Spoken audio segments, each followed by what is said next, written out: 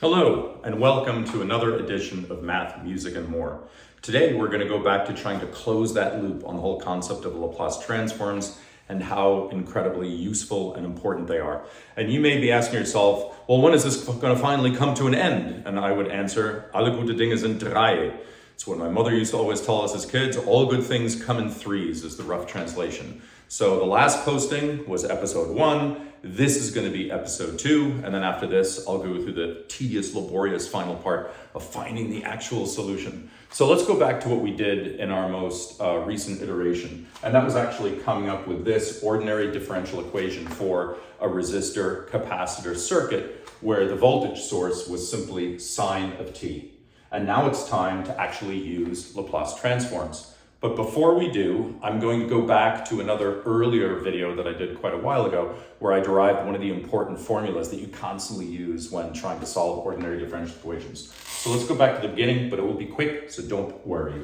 When we take the Laplace transform of a function of time, f of t, now this is what we did 40 years ago, so I don't know if this is still true, but when you take the Laplace transform, the notation that we always used was capital F of s. You start off with a function of time, you end up with a function in the space or in the domain of s. And to denote the two, use lowercase and uppercase. That's point number 1. So when I write f of s, capital F, you know that I'm talking about the Laplace transform of the function that we're trying to evaluate. That's point number 1.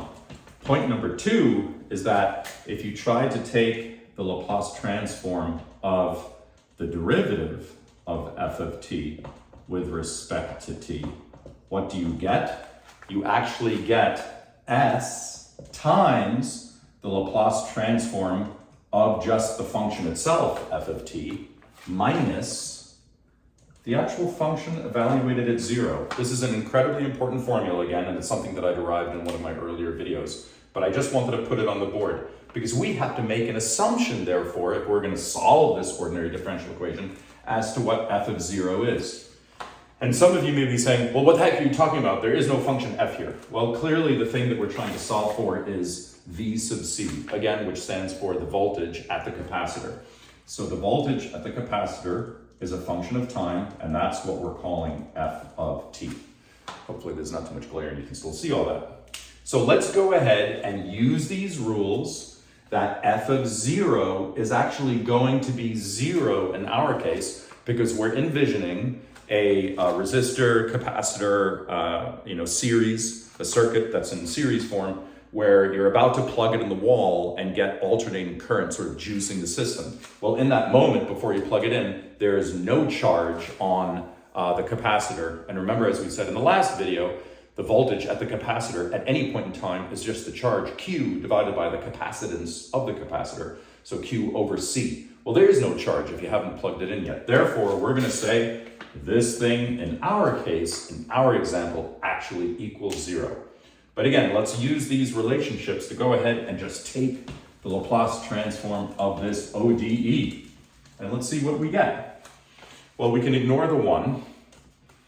And we know that the Laplace transform of sine of t is this thing. And in this case, since omega is equal to 1, it's simply 1 over 1 plus s squared.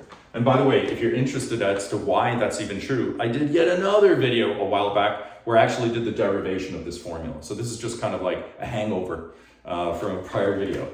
So that's the Laplace transform of one side. Now when we go to the right side of the equation, remember that Laplace transforms are linear operators. And that means that if I take the Laplace transform of the whole thing, I can take the Laplace transforms of the parts. I can pull out the constants because, again, it's a linear operator. So I find that we're left with RC times the Laplace transform of a derivative.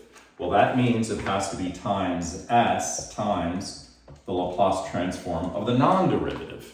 And remember, we don't have to include the minus f0 because we assume that equals 0. And the Laplace transform of V of C would just be, well, f of s. Well, now we have something where we can factor. So we can say, well, this actually just equals RC times S plus 1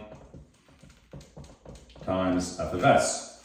And therefore, we are left with the Laplace transform, f of s, which as we noted is the Laplace transform of the dependent variable that we're trying to solve for, which is the voltage of the capacitor, is simply equal to 1 over 1 plus s squared times RCS plus 1.